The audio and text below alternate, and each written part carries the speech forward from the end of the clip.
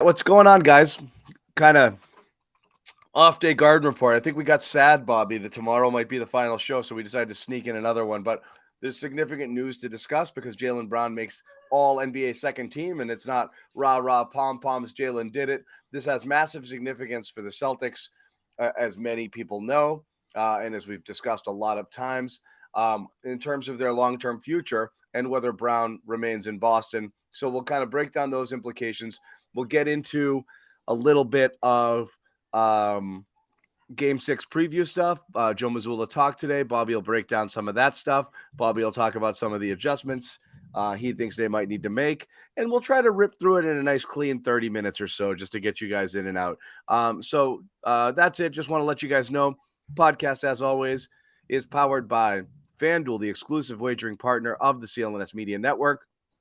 Get your no sweat first bet up to 1,000 bonus bets when you go to FanDuel.com/Boston. Of course, Athletic Greens, everybody knows about them. Go to AG1, athleticgreens.com/garden.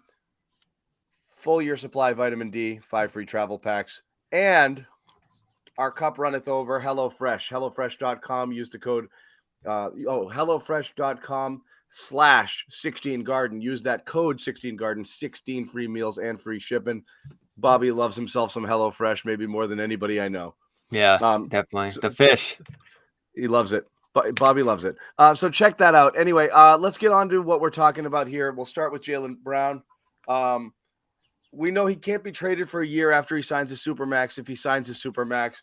The point is you can sign it this summer here. And this is hugely important, Bobby, because in the final year of his contract, you're going to know this summer whether he's with you or not with you. If he signs it, you've got Jaylen Brown for 5 years, or at least the rights to Jaylen Brown for 5 years. He can obviously try to demand a trade, as many others do, if things go south with the franchise, or just he just doesn't want to be here anymore. But if he turns it down, you absolutely know what you have to do. So the key here is not the sunny outlook is Jaylen Brown's here for the long run, which is great. The most important thing is you're going to have clarity one way or the other by the summer, and then you can kind of start to really figure things out. Because if he doesn't want to be here and he turns this down, you've got to really get to work. Yeah, absolutely. And it would have been complicated without this. It's amazing that the Celtics get this clarity now on this and can extend this offer. Hard to imagine him declining this offer if they push it toward the table, and he's going to get about $50 million a year on this deal, which is just a staggering total. Makes up and then some for the slightly lesser deal he signed, the second deal with the Celtics. So this is great news. It didn't end up being close at all. He blows by Randall and LeBron and Markkanen. I had him third team. He ends up a slam dunk with 45 second place votes. So this is great. I think it shows. I think I picked second team, Bobby. I think I said he's going to get it. Second team. Yeah, I dove deep into the numbers and picked them apart. The analytics, as we talked about, weren't amazing. Did Markkanen get smoked? Yeah. Yeah. He didn't make it for LeBron. LeBron didn't play enough. But you knew he was going to get the status vote. In fact, when I saw they all came out at the same time, and I saw LeBron on third, I said, like you saw a name pop in there that wasn't that scary. It's like waiting for the tournament teams. You see a team that you didn't think was going to be in there, and you're like, When Brown wasn't on that third team in place of LeBron, things got really interesting because that could have gone another way. But locked in second team, good for him. I mean, an amazing year, and good for the Celtics, obviously. Yeah. So we'll see what happens. I'm glad I've had 24 hours to come on here about this because last night was just so emotionally charged and angry on all fronts. I think we all look at this now and say the best thing that the Celtics can do is offer this deal, keep them, and then figure it out later. Give yourself an extra year. And that is basically what you'd be doing here with this contract. It's the best thing he can do. Both sides. As well, yeah. Yeah. So you get yourself an extra year. There's no trade concerns for him for a year. For the Celtics, they can't trade him, so it just settles this core for another year, and they can buy themselves some time, maybe make some moves on the edges, adjust the coaching staff, and do little things. Now, there's two other considerations here. First is Tatum obviously made All-NBA today too and clinched himself $318 million in 2024. So you're now looking at $600 million between two players, $100 million a year between two players for a team that is going to go into the repeater tax, for a team that's probably going to be brushing up against that new tax here that penalizes you with draft picks and everything else. Yep. So this is what's killer right now about not cashing in on this golden opportunity to win a championship this year. It's going to get harder and harder each passing year from now, especially when these extensions kick in for the Celtics to put a team around these guys. Horford is reaching the end of his career. Rob signed for good money, great. Smart signed for good money. Brogdon, how's that contract look in a few years? We'll see. White signed good. So you do generally have your core, but it's going to get expensive fast. You're probably going to lose Grant this summer. You don't have your pick this summer. You have your pick next year, which is good, and a couple of years after that before the Spurs one goes out. But generally, it's going to get harder to build around the Jays, and there's going to have to be some cuts, I'm sure. There's going to have to be some adjustments around the edges of the roster, starting with Grant. It's really hard to imagine Grant coming back at this point for really anything. And you got to ask yourself, all right, do you want a tighter roster around these two stars, a thinner roster, or do you want kind of a wider roster around the one star and Tatum? And if you don't win this year with Brown and Tatum, now's the time to make that decision. Well, the decisions are this, and everything folds together, right, Bobby? Because I don't think you can get Brown at a discount. It's going to be $295 or nothing, right? No, you're definitely not getting a discount, but everything folds together, right? There's a lot to consider, which is if everything went the way you thought it went, and this team made the finals or won the finals, it's just run it back, and then worry about stuff down the road. You lose in 6 games or 7 games, doesn't matter. You lose in the second round to Philadelphia this year with this team. You have in this manner, you have major questions about the core. And I know people will be like, it's the coach, it's this, it's that. Fine, whatever. We can go around in circles on that stuff. Bottom line is it's the same core for 6 years. And now you've had 3 coaches in the last 3 years, each of whom does certain things differently. And I'm not going to sit here and defend Joe. I think Joe is definitely a little bit underwater right now. Point being, you got to really decide what you want your future to be. It doesn't matter. You need to sign Jaylen because you need to retain the asset. So you're going to offer him that money. I mean, is there a world in which Wick doesn't want that money to go out to Brown for some reason?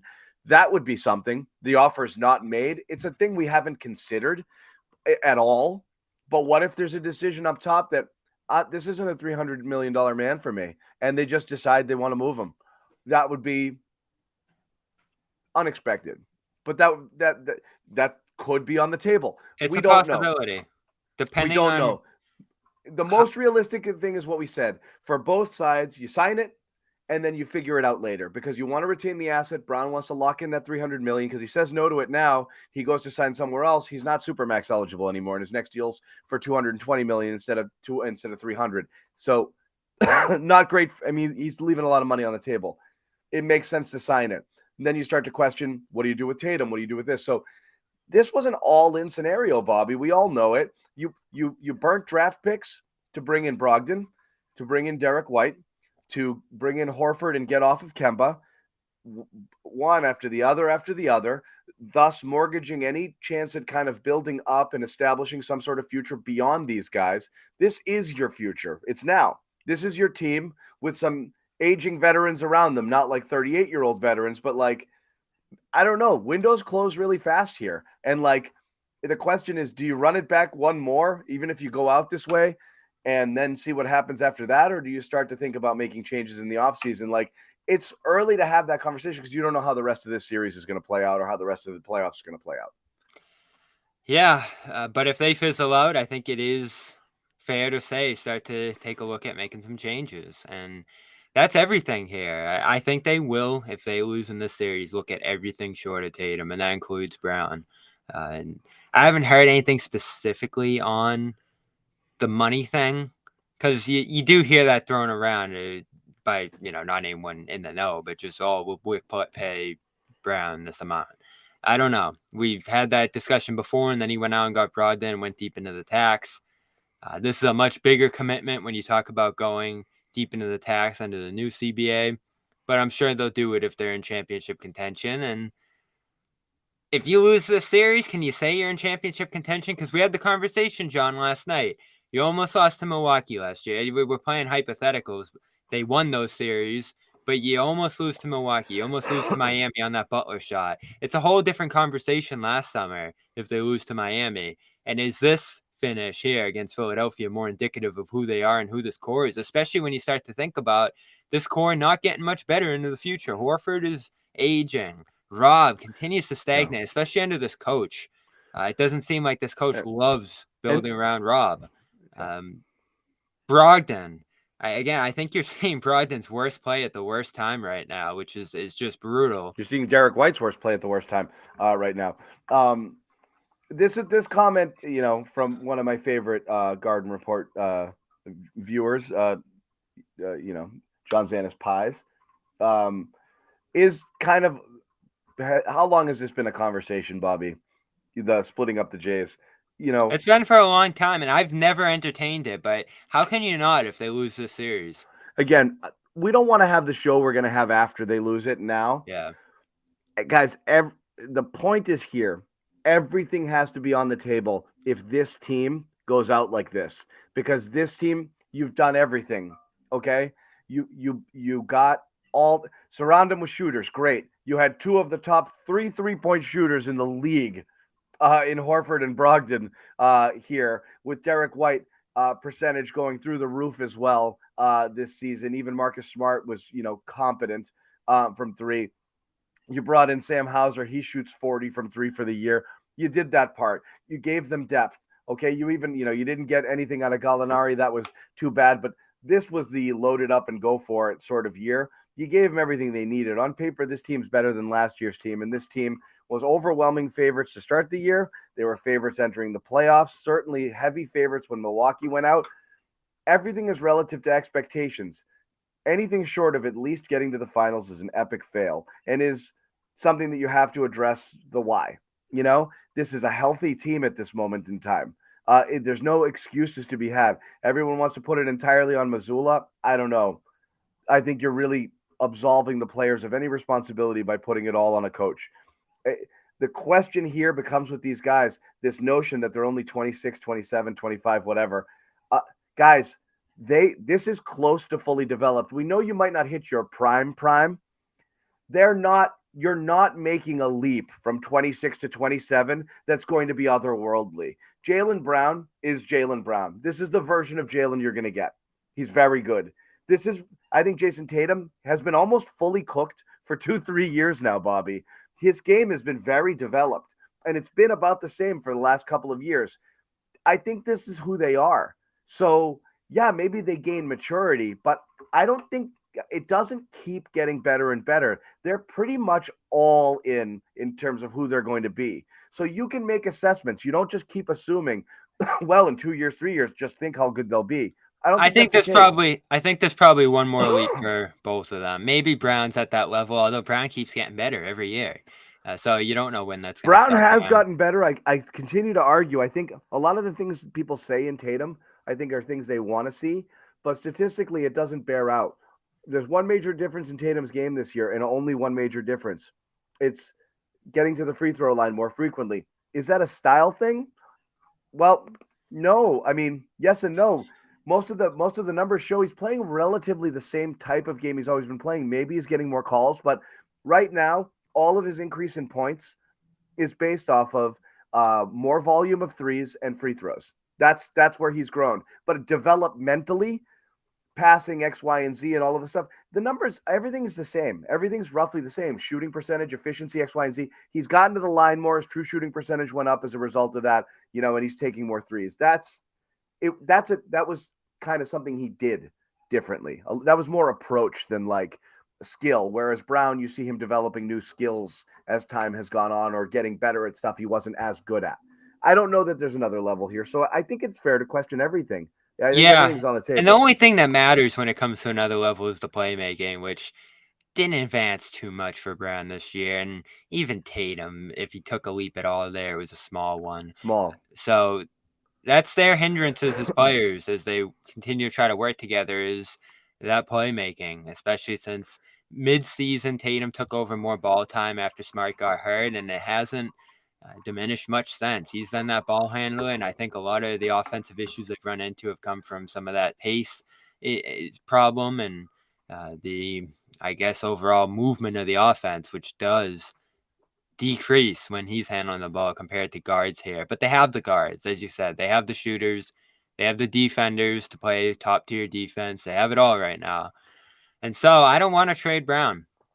In fact, you know my argument, John. I wish this team would take on more of Brown's will, determination, forcefulness, and leadership approach, frankly. I think Brown's done about as much leadership-wise as anybody on the roster this year when it comes to stuff he says and does, especially on the floor. So I hate saying get rid of Brown, go get some stuff, and put it even more on Tatum to carry this group into the future. I think Brown's that necessary counter to Tatum's approach. And they even each other out and they complement each other. And I do think they did a good job of that for much of this year. But the tweet you posted earlier of the end of game 4 and this thing over the last 3 games here about Brown not getting the ball enough. Really, this whole series, it's been a thing where Brown doesn't get the ball enough, and he seems upset with it. Some of the discontent we heard from Brown all year, and maybe his desire to lead a team eventually on his own. I don't know about that, but it might be something he just wants to do, and It's maybe he also wants to do it sooner rather than later. it's So you part of the just respect card too, right, Bobby? It's like respect. Everyone, when Jaylen Brown says respect, that they think they mean like us or the fans or something. That's not what it means. It means the organization is just absolutely obsessed with Jason Tatum, him being the alpha, him being the leader. Every coach puts the ball in his hands, and I'm just freaking sitting here. Like that's part of it. When he talks about respect, he's talking about a little bit of all of it. And I think that factors in, which is like, okay, I guess you do it.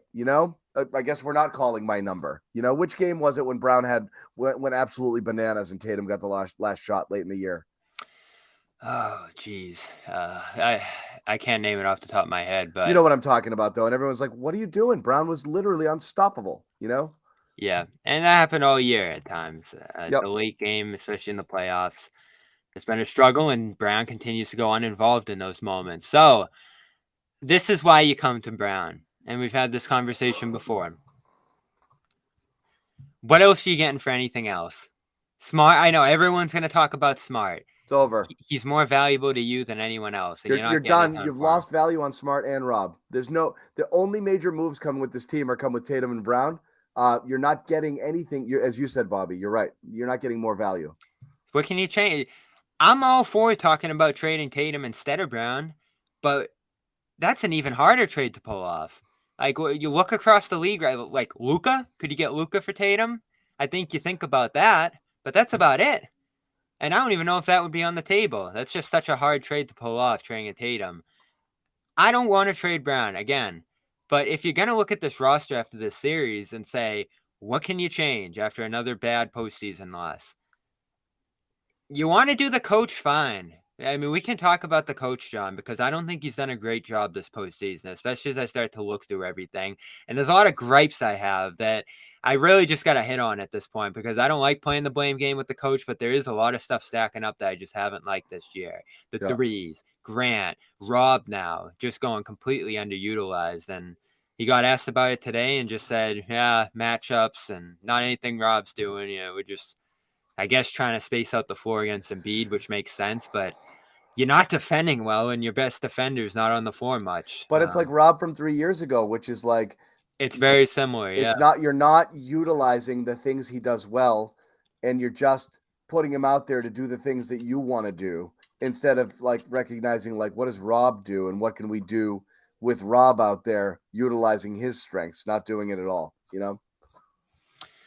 Yeah, there's a lot. We talked about it. The point guard rotation, who closes games, sometimes forgetting about White and or Brogdon late in games. sticking with things, the constant slowdown in the offense, with the team, the not calling the timeouts and whether or not that's been successful or not successful, forgetting about, going to really, really, really short benches at times when he didn't need to, playing starters 38, 39, 40 minutes in games that they were comfortably in control, not finding ways to make sure that you were constantly working in players like Hauser, and or Pritchard, keep them involved in case you need it. Look what the Lakers and look what Philly has done in the playoffs The here. defense thing drove me crazy all year too. Yeah, dusting off a couple players they hadn't really used. Lonnie Walker and who did Philly just go to last game? House, Yep. Daniel House, and getting contributions out of them. Joe just kind of coaching a little bit scared. As far as that went, a lot of times during the year, and Joe looked a little lost the last two he's games. a little rattled. He definitely looks like it got the best of him. I think he I don't think he knows if he knows the answers, and I think he might be starting to feel that and it's not his fault. That the players are sensing he doesn't have the answers either. He got put in an impossible position this year and then lost another coach on the bench in the process. And you know what? I know I always get on him for going back to offense, but that's his philosophy.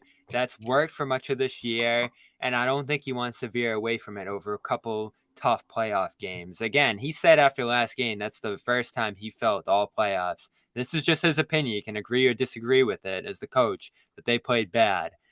So you're going to change things drastically off one bad game in his mind?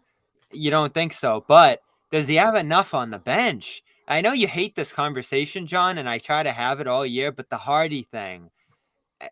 And look at the bench. It's Sullivan, a shooting coach. It's Tony Dobbins, so I'm not sure what Hardy his expertise is. but that's the whole thing is like Mazzulla, I'm sure in the Celtics' mind was, if you gave Brad truth serum and say, how long till you think Joe Mazzulla could be a good candidate for a head coach? He might have said 3 or 4 years. There's no, when Ime was still here and Hardy was there, I mean, he's a third or fourth. I mean, probably behind Stoudemire because Stoudemire's Ime's He was on the back of the bench. He's the last guy on the bench. If you were to ask, does this guy have head coaching? You might say, yeah, maybe after another 5, 6, 7 years as an assistant, in a more prominent role, and maybe he goes somewhere else and he can really be the A1 guy to the coach and he learns directly under their wing, perhaps. But you basically, I mean, Mazzulla becoming the head coach is the football equivalent of grabbing the guy, who's coaches the friggin' special teams, and I mean that happened with Joe Judge, but a small low tier assistant and ascending all the way to the position rather than a coordinator type.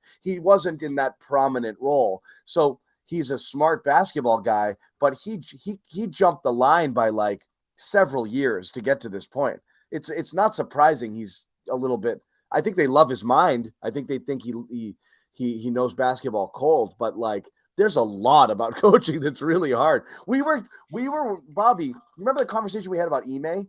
We were saying the Ime thing, you can be a tough guy and or you can be the players type of guy when you're number 2 and the players come to you and they talk to you and say, man, coach is being rough on me, and you can be that guy. One step, just 1 foot, 6 inches over on the bench is a totally different ball game. And we were wondering whether Ime, with that long ass pedigree of having been both an NBA player and a longtime assistant, learning directly behind and under some excellent head coaches, was ready for the challenge. This is totally different than that. Yeah. His time in the NBA as a whole isn't long, as you say. No. He came in 2020. And then before that, it's so fast. It doesn't happen like this. He's younger than Horford. This is all the stuff we talked about at the beginning of the year. And when we came in and he was one of the big question marks, he didn't end up becoming one of the big question marks for a lot of the year. I thought he did a great job, and he fixed a lot of stuff. That first month or two, we're like, whoa, we've never seen them play like this before. So it's really tough for me to look at him and say, blow him out of here, because I think he got better as the year went on. I think he's Tatum's guy, and I think as much as the media stuff drives us crazy, I'm sure the guys in the room look at that and like nod their heads as that he's out there defending them. And if that fires him up and he's kind of got that motivation day in and day out, I've seen his process. I've talked to him behind the scenes about different stuff and just the methodologies, and it makes a lot of sense to me. Like, I know the threes drive He's me right. crazy, but He's he's right. right. He's Like, it's right. a math game, and that's what led them to be one of the best teams in the league this year. But you probably need a little bit of help on the bench. And we talked about that coming into the year. Do you bring in some guys with some experience? Do you bring in some guys with some expertise? Maybe a defensive coordinator? That might help. Maybe just a different perspective on that bench. Because, again, it's not his fault. He lost a ton. Anyone in that position, regardless of their experience, would have been challenged this year. And I think now you're just looking at him in this moment, high stakes, and it's probably getting to him a little bit. He made a critical mistake at the end of game 4, and he admitted it. So, Yeah. you going to fire him, move on to a fourth coach in 4 years? I just don't think that's the answer. And you know what? I don't think trading Brown on a whim for anything's the answer either. Like, if there's nothing out there for Brown, all you can do is run it back. You don't just make a move for making a move. Even No, as but just frustrating as this could be. no, you don't. And again, this is all premature because they come back, they beat the Sixers, they smoke the Heat, and they go to the finals. You're just talking about coming back and learning from, whatever it was you did this year. Joe having a full season under his belt. What can you do different in year 2? You're talking about a lot of different things. You're talking about, another year of growth of Jaylen and Jason. You're talking about Jaylen Brown signing a long-term max extension, you locking in a piece of your future for 5 years.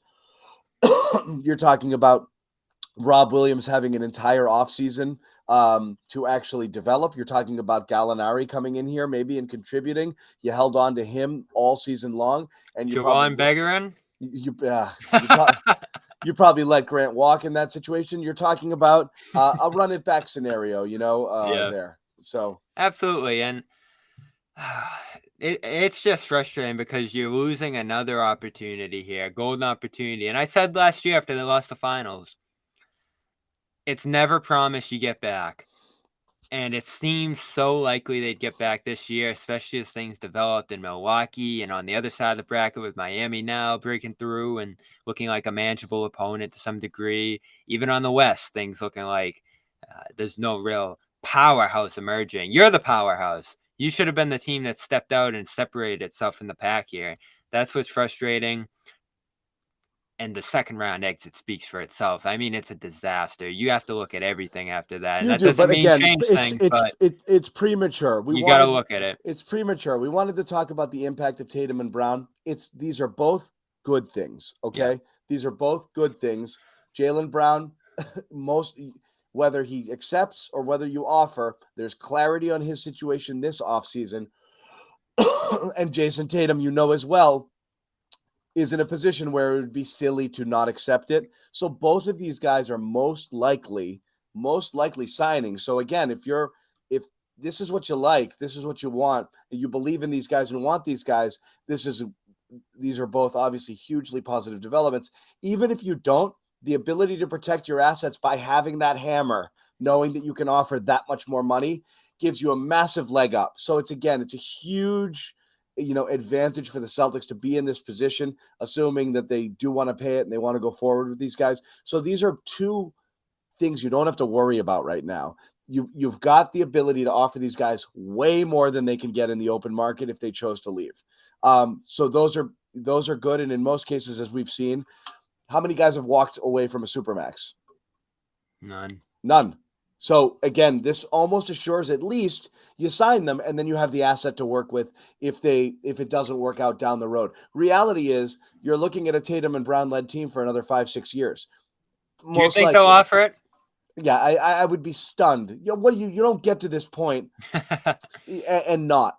This is the cost of doing business. I've said this before. I don't have any I don't have any insight into Wick's finances other than, we know he's not among like the cajillionaire owners, certainly in that lower tier. But like, if you're not doing business this way, then get out. This is the cost of doing business. You're dying to have 2 all NBA type talents on your team and praying for the opportunity to be able to offer them enough money to keep them here. That's a dream. for an owner. Sorry. So if you're looking at your checkbook right now, then you've got no business owning a team. You have to imagine that's not going to be an issue. The only way it's an issue is if Wick puts Brad on the spot and says, "Do you really think that these are the guys we want to build with?" And if not, and say, maybe we look to move one. And you know what? Money can influence your judgment a little bit. So if they went out, could you look at this team a little bit and say, one of these $300 You also million have to consider whether one of these $300 million guys has to go, because I don't think they're worth it, and I don't think we're winning with them. And they could that choice could That's one consideration. That decision could be made. Then you have to ask, is this, for all intents and purposes, a 2-year commitment? Is he just signing this to get the money, and then down the line, if things don't go great, you lose him at that point with probably a little less leverage to move him? That's tough to predict. And I think it's hard for them to know what he's going to do now, never mind a couple of years down the line. You don't know. So it is what you probably just offer it and see what happens now, and get that extra year. I mean, the year without being able to trade him is great. It just erases all that uncertainty until 2024, 25. That is true. Yeah. That's the biggest bonus to it.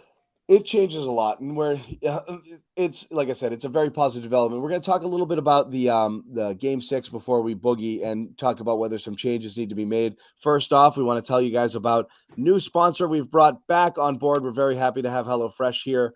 Farm fresh, pre-portioned ingredients, seasonal recipes delivered to your door. Skip the trip to the grocery store. Get down with HelloFresh, America's #1 meal kit. Make home cooking easy and fun. Bobby likes his fish.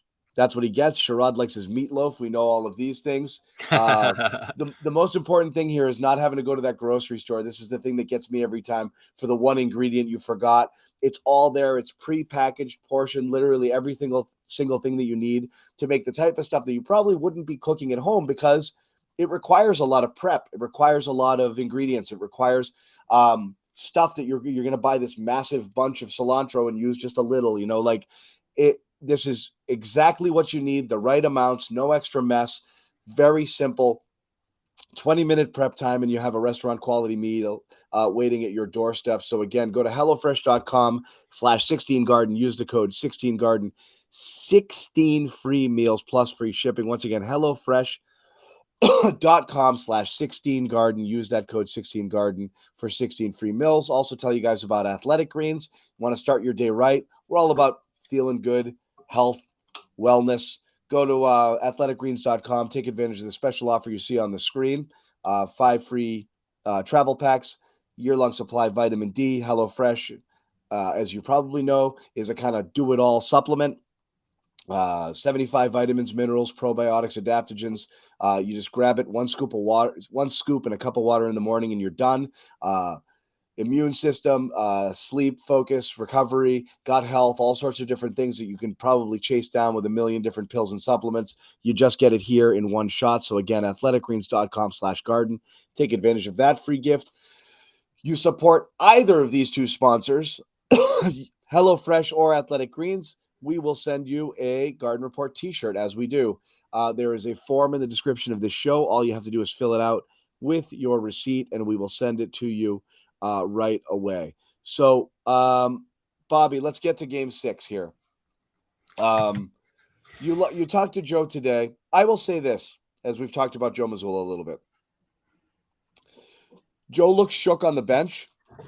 Joe has looked shook in his last 2 or 3 media availabilities. Almost like he was spoken to. Almost like it was like, stop fighting with these guys. Stop getting defensive. Start figuring it out. Like, enough. Like, something's I also think losing leads to that. And losing. Something's different in his demeanor. Something's different in his demeanor. I don't know if that's a good thing or a bad thing. I actually was of the mind, I would not have admitted the timeout thing if I were him. I would not have.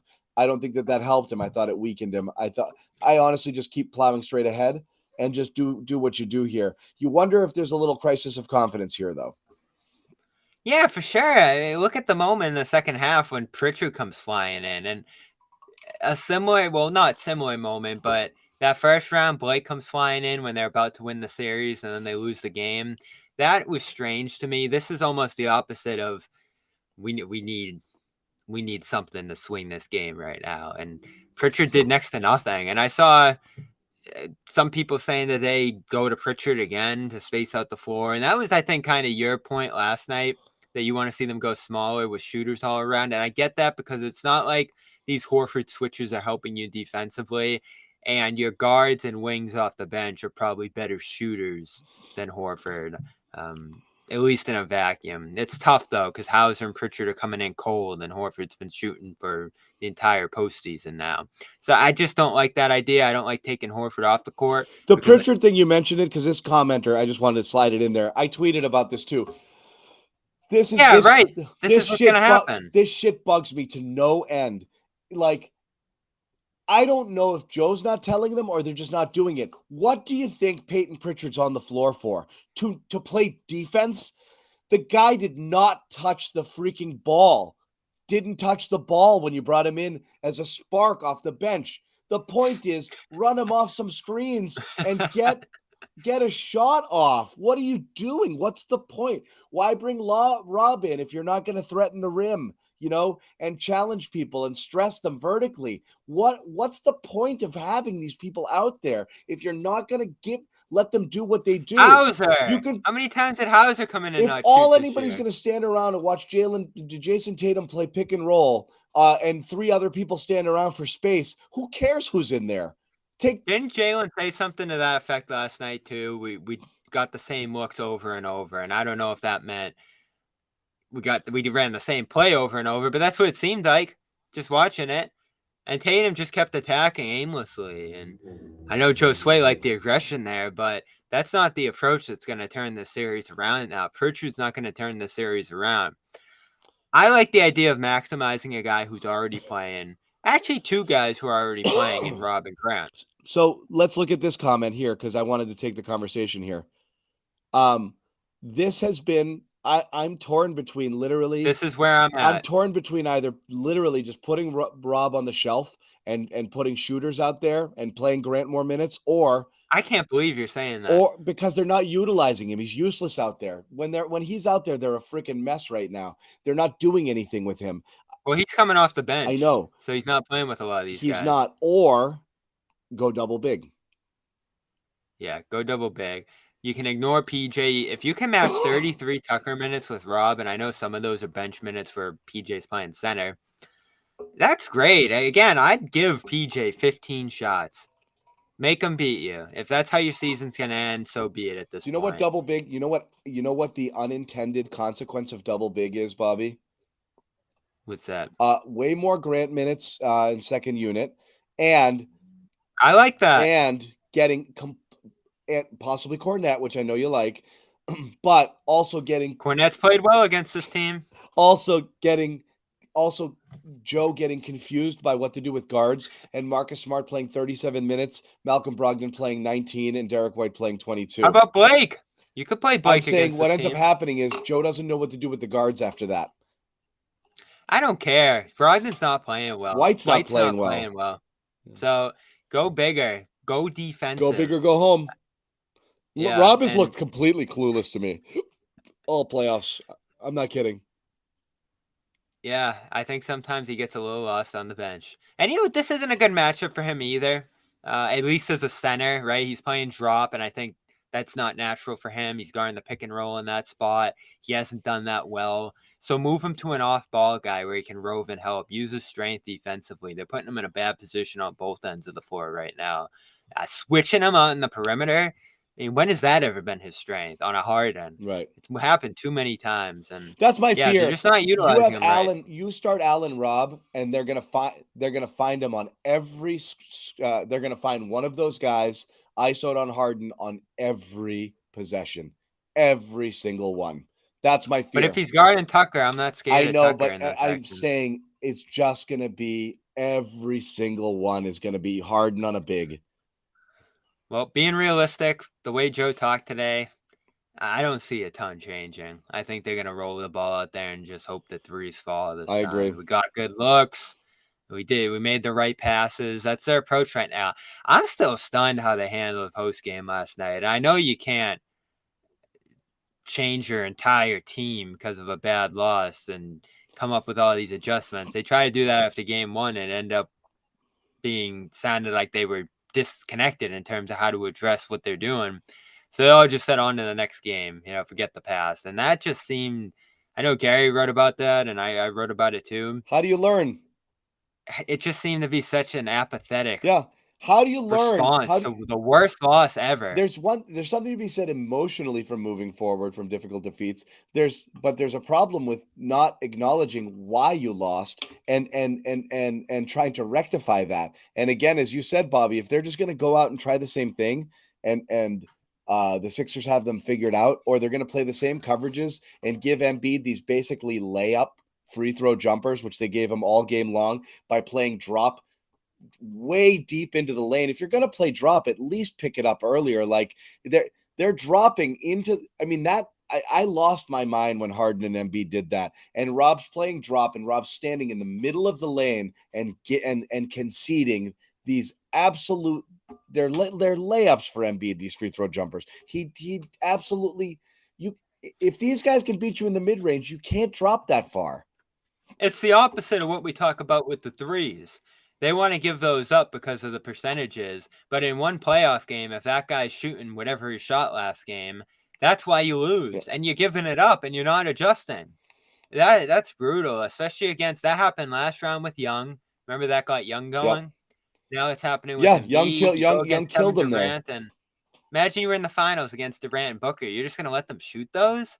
You have to change. You have to adjust. So I get why people are getting on Joe right now. He needs to make some adjustments next game. If they go down doing the same stuff, it's a bad look. Yeah, and again, that's what killed Budenholzer. Yeah. I don't know. I honestly, Bobby, the thing is, like, I don't think if you're the best team, you shouldn't have to redefine what you do, and you shouldn't be making adjustments to the other team. I am torn a little bit between approach and execution. At any point in time yesterday, did you see Philly, with the exception of every once in a while throwing a zone in there just to mess with them, which it does. Every time you see the zone, it does jolt them out of their rhythm a little bit offensively. They never had rhythm at all yesterday. At any point in time, did you see them moving the basketball and moving without the ball?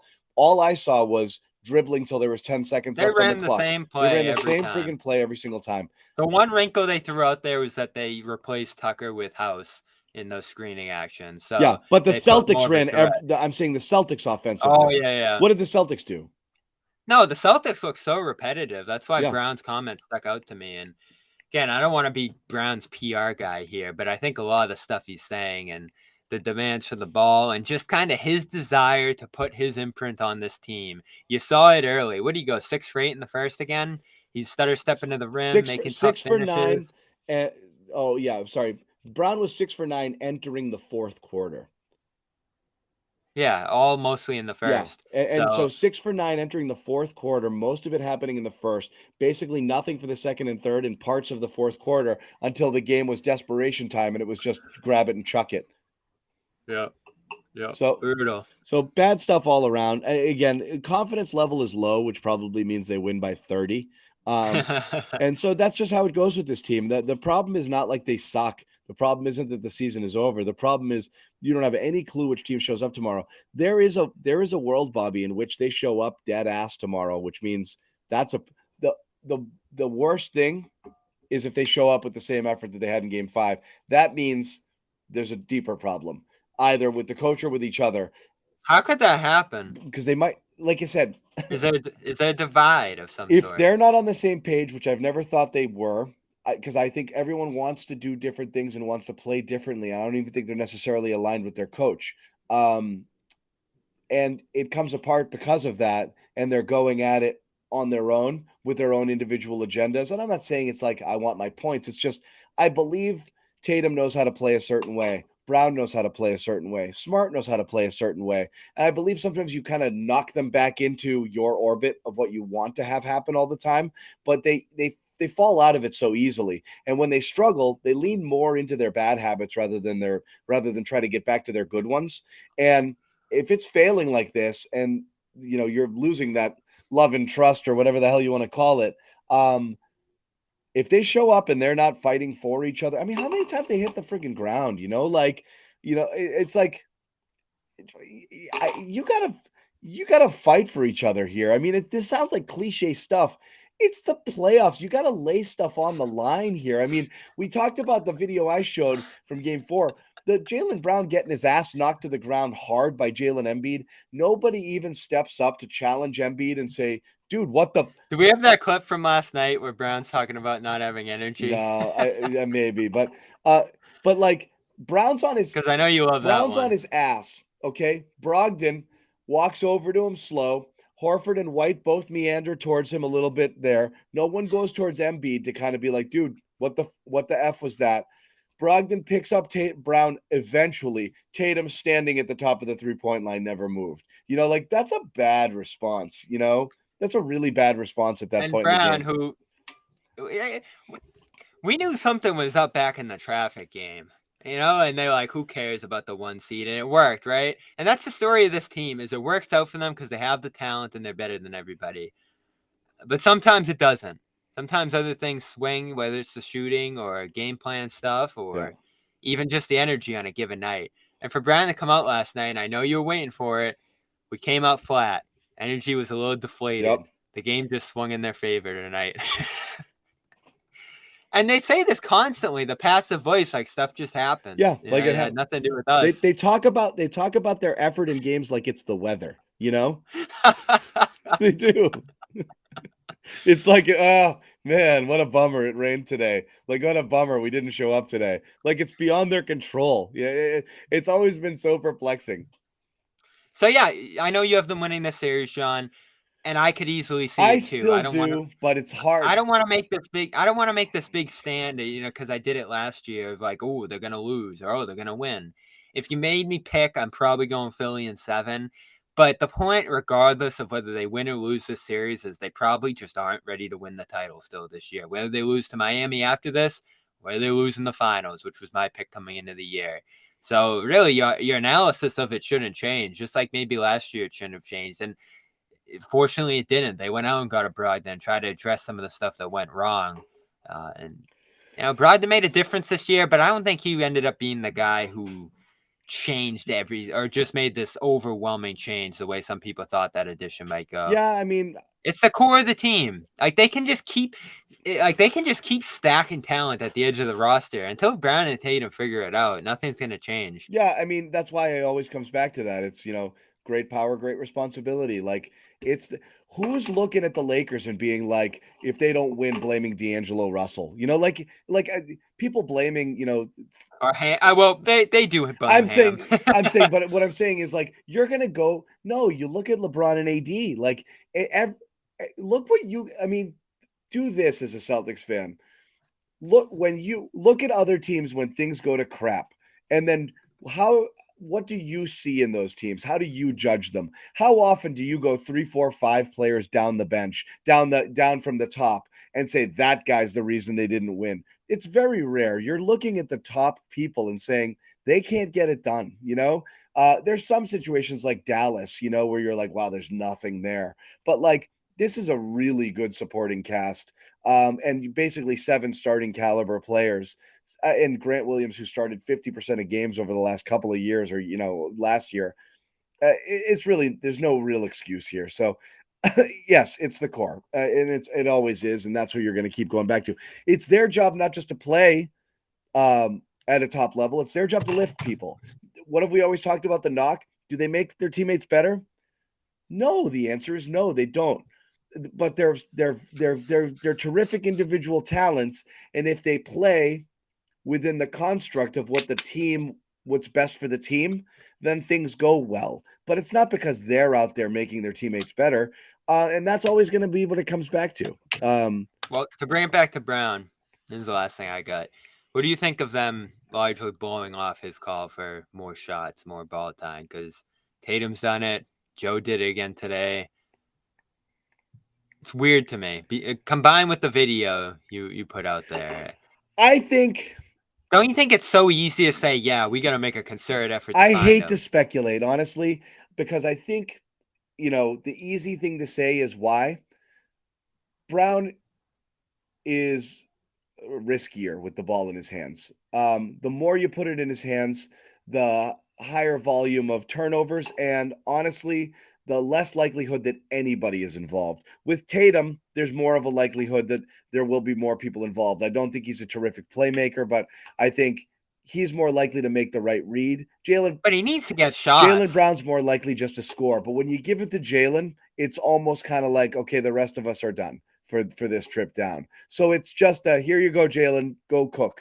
And so maybe that's part of the reluctance is like, nah, man, we got to work it. We got to do stuff. And when it goes to Jaylen, it's just going to end up with Jaylen shooting. Sometimes that's great. Maybe that's the reasoning behind it, because otherwise I can't think it is like the offense doesn't run through Jaylen. By the time it gets to Jaylen, it's time for Jaylen to try and score. And that's just what he Yeah. does. So I don't know if that's one of the reasons why that they try to do other stuff. I mean, also, I mean, it makes sense. If the ball's going to be in either or's hands, why do they not screen for each other? I mean, it makes sense that Tatum and Brown are obviously going to have similar defenders on them and probably better defenders on them. You don't benefit from a switch between Tatum and Brown. So they're never going to be in actions with one another, really. If one's going to have it and you're going to be screening with either Smart or one of the bigs, and then maybe you get a kick out to one of the other guys. But it just doesn't happen that often. They're not when one is involved, the other feels very uninvolved in the You offense. might have to adjust the minutes. Yeah. You just might have to adjust the minutes, or even just the play calls to get the ball in the other's hands. Yeah. I know they don't want to call a lot of plays, but then it's just my ball, your ball, my ball, your ball, you know? Right. And right now, the big problem, as you said, is that the movement and activity isn't at the level it should be. You're not seeing those When Tatum gives it up, he just stays literally 5 feet back of the 3-point line. You know, like that's it. If the ball's out of his hands, he's out of the play. There were some magical sets early in the year, like 7 passes, balls flying all over the place, 2 drives, and someone's nailing a 3 during that 21-5 start. And it is just so disappointing that they couldn't build off that. We've had questions ever since the slip-ups, and I think it started with that awful losing streak against Indiana or Orlando. And every time something like that came up, they just kind of blew it off and said, oh, no big deal. I did say this. The reason I said this, by the way, is because it was a rarity. I thought he played a near perfect game that game. It doesn't happen often. But it did in this game. So the game 3, he played a perfect game. Or was it? No, it was game 2 where Tatum got in foul trouble and he had to run the perfect show. game. Yeah, he was almost every read he made. It was game 2 when he picked up Harden early. He was energized. He was focused. He was locked in. That was the best game of the series. Best game of the series. Also, for what it's worth, Jaylen Brown hasn't played the same level of defense since game 3. He hasn't. It's not the same. No. I mean, I like his approach. Yeah. But is it him or is it the scheme? All the switching. I don't know. They're getting picked apart on defense. I keep screaming for more defense, and I hope that's the direction they go tomorrow. We'll see. Yeah, we'll see. Anyway, we're going to wrap it. But we are back. There's a post game. Bobby's heading to Philly in the morning. Sherrod will be in Philly. Rest of us will be doing stuff from here. Nick will be in the chat, so you can get him going. He's fired up now. Nick, the Celtics have made Nick. I'm fired up too. Last night was tough. Yeah, I could tell. That was tough to watch. Yeah. That was just grueling. I mean, our coverage shouldn't be ending here. Mid-May. No. First of all, Boston winter sports teams should not be done before Mother's Day. Like brutal. We thought both these teams were going into June. Yeah. At the least. Yeah. And man, May 10th. Yeah. They're on the brink of elimination. Last reminder for you guys out there, if you want to get involved, as you know, especially those of you in Massachusetts, with legalized sports betting here in Mass now. We've partnered with FanDuel, official wagering partner of the CLNS Media Network. Head over to FanDuel.com/Boston. Get in on a no-sweat first bet up to $1,000 in bonus bets. That means you can bet up to $1,000, lose it, and they'll give it right back to you. As you know, you may or may not know, FanDuel is the official partner of the NBA, and obviously with the playoffs in full swing, a lot of things that you can get involved with here if you do want to sign up for FanDuel. So once again, FanDuel.com/Boston, 1,000 in bonus bets, no sweat first bet. Check it out. So Celtics Sixers tomorrow, as we said. What's the tip? 7:30. I like those. 7:30 tip. We'll be here with a show. We're hoping it's not our last post-game show of the year. Even if it is, there'll be more Garden Report coverage throughout the offseason, as it'll be an interesting offseason. But let's at least take it to 7 and see what happens, right?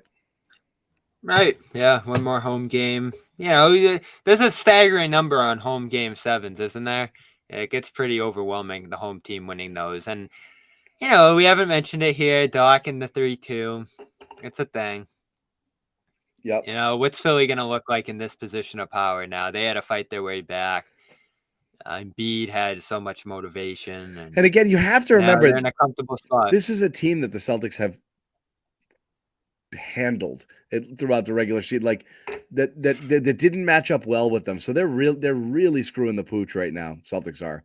Philly's playing well, but the Celtics are really letting them have their way. It's very strange.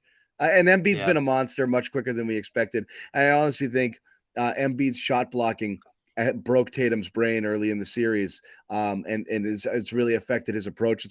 That's another reason to give Brown the ball too. Yeah. He handles that rim protection better than Tatum does. There's no doubt. Anyway, we're gonna wrap it. We'll see you guys tomorrow night for our Game 6 post game.